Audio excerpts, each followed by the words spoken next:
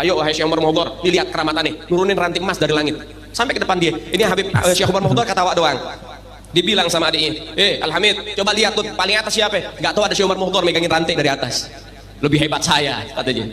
Ini namanya pembodohan yang terstruktur secara masif terus-menerus dilakukan, sama seperti perilaku penjajah Belanda dahulu. Assalamualaikum warahmatullahi wabarakatuh. Alhamdulillahirrabbilalamin. Assalatu wassalamu ala nabiyina Muhammadin wa ala alihi wa sahbihi ajma'in, amma ba'du. Teman-teman yang dimuliakan oleh Allah Subhanahu wa taala, kita bertemu kembali di channel Cahaya Hidayah. Nah, teman-teman, jadi di video kali ini saya akan membahas kembali yaitu tentang terkait kisah-kisah khurafat dari Habib Alawi, yaitu ini adalah Bapak Ali Jindan ya, teman-teman. Jadi Bapak Ali Jindan ini sudah terkenal ya, yaitu sering berceramah kisah-kisah khurafat. Seperti yang kemarin itu teman-teman ya, yaitu Bapak Ali Jindan ini membawa kiswah Rasulullah SAW, yaitu katanya kiswah dari makam Nabi, teman-teman. Lalu kemudian para jamaahnya ini ya berebut untuk mencium kiswah tersebut. Di situ sudah disiapkan kresek, kantong ya teman-teman. Jadi untuk mengumpulkan uang dari para jamaah yang mencium kiswah tersebut. Ini adalah pembodohan dan penipuan ya teman-teman, berkedok agama agar bisa menghasilkan uang yaitu daripada jamaahnya. Jadi jamaahnya ini dibodoh-bodohin tentang kiswah tersebut yang konon katanya adalah kiswah makam Rasulullah SAW. Oke teman-teman, kita kembali ke Bapak Ali Jindan ini yang dimana sering mengatakan bahwasanya yaitu dongeng-dongeng khurafat dari para habib-habib, para leluhurnya ya teman-teman. Nah teman-teman, jadi ini nanti akan ditanggapi oleh Kiai Nur Ihya, yang dimana Kiai Nur Ihya ini sangat menentang yaitu kisah-kisah khurafat dari Habib Alawi. Oke teman-teman, kita langsung saja mari kita simak videonya. Itu Al-Imam Syekh Habib Bakar bin Salim radhiyallahu taala anhu warḍah. Syekh Bakar bin Salim ini yang menurunkan daripada marga Al-Hamid, Habib Umar Al-Hamid bin Jindan, kita orang bin Hafid, Habib Umar bin Hafid, kemudian Al-Muhdhar, Habib Soleh Tanggul, Al-Hamid ya, kemudian Habib Muhammad bin Ahmad Al-Muhdhar. Itu keturunan Al-Imam Syekh Habib Bakar bin Salim. Punya anak 13 jadi wali semua. Anaknya beliau 13 jadi wali semua. Ketika beliau meninggal, ini anaknya pamer keramat. Ayo siapa ini yang kira-kira gantiin Aba? Al-Hamid ngeluarin rantai emas dari langit. Keramatnya Al-Hamid tuh, keluarin rantai emas dari langit sampai ke bumi. Lagi ngobrol sama kakaknya Al-Muhdhar nih, Syekh Umar Mohdor. Ayo wahai Syekh Umar Mohdor, ini lihat keramatannya, nurunin rantai emas dari langit. Sampai ke depan dia, ini Habib Syekh Umar Mohdor ketawa doang. Dibilang sama adiknya, Al-Hamid, coba lihat tuh paling atas siapa? Gak tahu ada Syekh Umar Mohdor megangin rantai dari atas. Lebih hebat saya, katanya. Tuh anak-anaknya bagaimana abaknya. Kemudian Al-Imam Al-Faqih Al-Muqaddam Muhammad bin Ali Ba'alawi, ini pongkolnya para ahlul bait Nabi Muhammad. Beliau punya pembantu namanya Al-Imam Syekh Said Al-Amudi. Syekh Said Al-Amudi. Kita jangan bicara habibnya dulu, jangan bicara majikannya dulu, kita bicara pembantunya dulu deh. Biar kamu tahu bagaimana kedudukan mereka dzurriyyah baginda Nabi Muhammad. Syekh Said Al-Amudi, pembantu Al-Imam Al-Faqih Al-Muqaddam. Beliau sudah meninggal lama. Cintanya dengan keluarga Nabi Muhammad luar biasa. Syekh Said Al-Amudi ini dari bangsa Masyaih, keturunan sahabat atau selainnya, bukan dzurriyyah Nabi. Ketika sudah ratusan tahun meninggal, datang satu habaib ziarah. Ziarah ngucapin salam. Assalamualaikum ya Syekh Said Al-Amudi. Ini udah ratusan tahun meninggal nih. Anda tahu apa yang terjadi? Kuburannya kebelah jadi dua. Bangkit itu Syekh Said Al-Amudi sama jasad-jasadnya. Dia katakan, Waalaikumsalam warahmatullahi ya ahlul bait Rasulillah. Kemudian diambil tangan itu Habib, dia cium tangan, kemudian akhirnya balik lagi ke kubur, masuk lagi. Tuh mereka para aulia, orang-orang yang khidmat dengan keluarga baginda Nabi Muhammad. Syekh Umar Mohdor, anak Al-Habib Abdurrahman As-Sigaf. Jadi Syekh Umar Mohdor ada dua. Yang pertama anak Habib Abdurrahman As-Sigaf. Ini nggak punya anak laki-laki, anaknya perempuan yang menurunkan nanti dari situ keluarga Al-Idrus. Yang kedua Syekh Umar Mohdor keturunan tadi Syekh Bakar bin Salim yang ngeluarin daripada bangsa Al-Muhdhar, fam Al-Muhdhar, Habib Hasan Al-Muhdhar di sini ya, Samarinda. Nah itu masih keturunan beliau. Al-Habib Syekh Umar Mohdor ini di Hadramut. Beliau itu di kuburannya ini sebelum meninggal dibilang, saya nggak akan pernah ridho siapapun yang lewatin kuburan saya. Jadi kalau ada burung lewat mati langsung. Saking hebatnya beliau. Sampai akhirnya ada satu habaib doa, Bib, ini nanti Hadramut Tarim akan banyak orang-orang datang untuk mencari ilmu dan berkah. Kalau antum nggak cabut sumpah antum, nanti mereka naik apa ke sini, akhirnya mati. Tolong dicabut. Akhirnya dicabut sampai gini hari, akhirnya nggak terjadi. Dulu itu terjadi.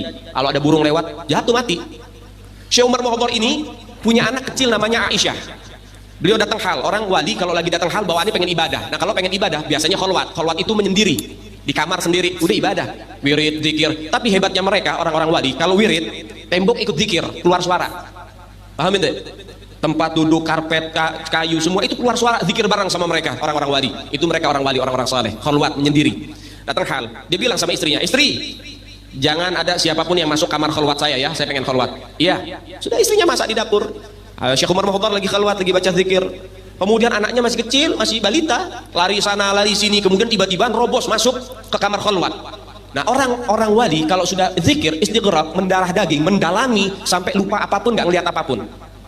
Sehingga ketika beliau kaget ada suara orang masuk, langsung dibilang, "Mut, mati kamu." Seketika itu anaknya kebakar, mati langsung. Sadar daripada Syekh Umar Mukhtar, waduh, anak saya meninggal ini. Dipanggil istrinya, dimarahin. Ana udah bilang, jagain. Kenapa kamu lepasin begini? Nangis itu ibu. Kemudian tiba-tiba berhenti, tar dulu. Kita punya pembantu, sini pembantu dipanggil. Sini pembantu, khadamah sini pembantu. Ibu, kenapa? Mulai kapan kamu berani berbohong?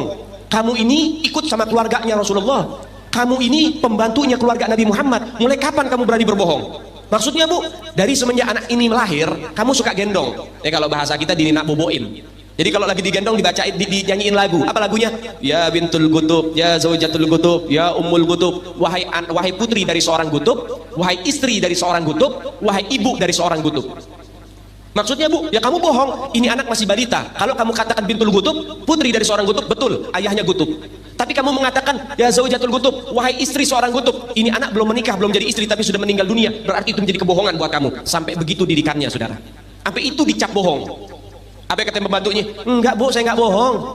Itu diambil jenazahnya, diindung-indung lagi, dibacain lagi. Ya bintul gutub, ya zaujatul gutub, ya ummul gutub. Itu anak langsung bergerak, berdiri, langsung lari-lari lagi.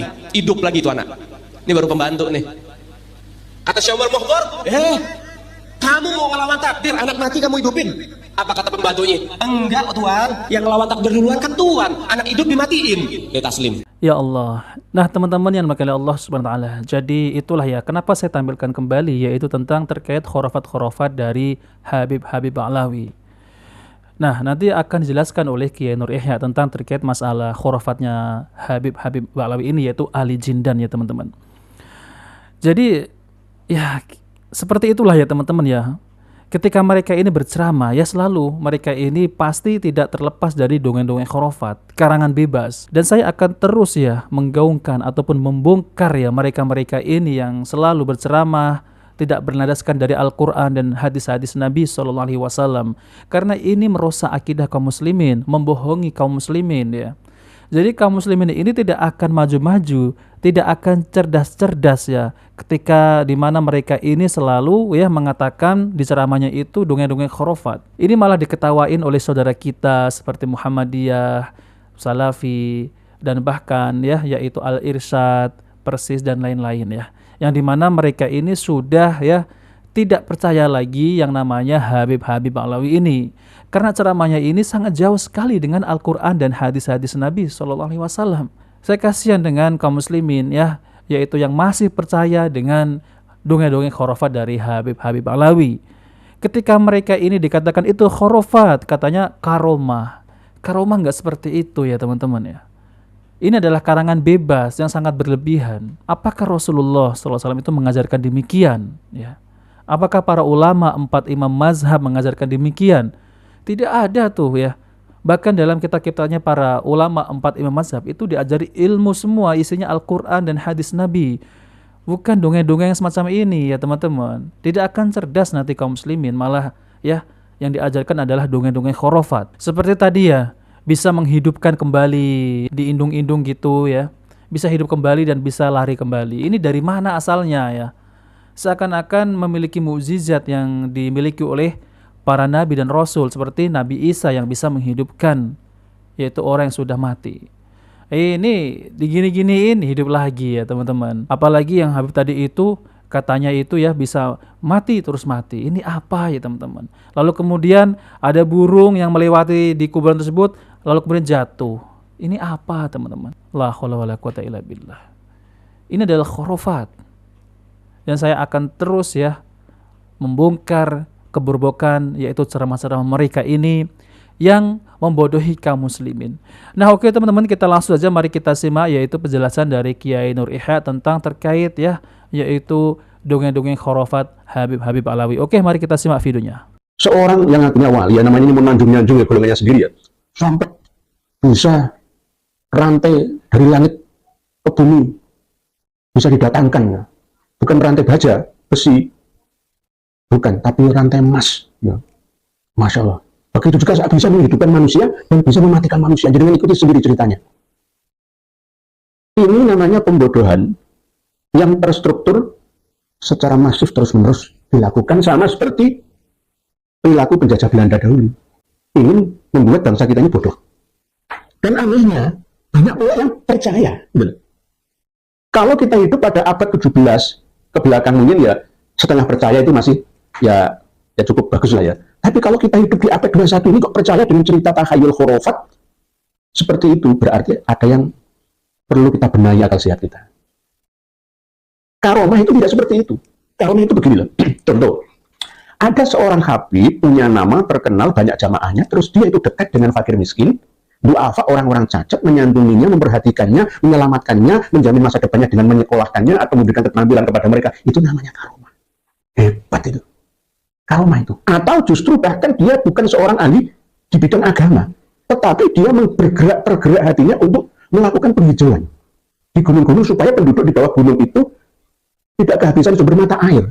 Yang akhirnya seorang bapak ini mendapatkan medali Kalpataru ya dari presiden misalnya. Itu seorang wali itu. Seorang wali. Wali Allah itu menyelamatkan banyak orang hanya dengan menanam pohon rembesi di atas bukit supaya bisa menyimpan air hujan pada musimnya. Dan di musim kemarau, penduduk di bawahnya tidak sampai kekeringan. Mata air tetap mengalir selamanya. Sepanjang tahun. Itu seorang wali Allah. Kadang ada seorang yang kelihatannya ahli maksiat, tapi ternyata dalam hatinya dia tidak tegaan, mempunyai rasa rahmah terhadap orang-orang lemah. Bisa juga itu dia seorang wali Allah atau waliyah, wali perempuan pilihan Allah. Bisa juga. Nah itu baru namanya karomah. Ada seorang anak tukang becak, tapi bisa kuliah sampai S2. Itu namanya karomah. Kiai yang laris diundang ngaji dengan tarif disyarah tinggi, terus dia mau menggratiskannya, disumbangkan untuk lembaga yang mengundangnya. Nah, itu namanya karomah.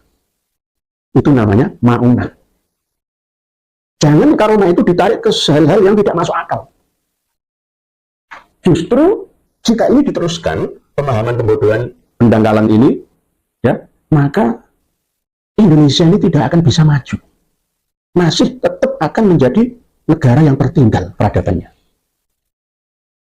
Saat ini, bahkan sejak tahun 2009 yang lalu, China itu mampu membangun gedung 57 lantai hanya butuh waktu 19 hari.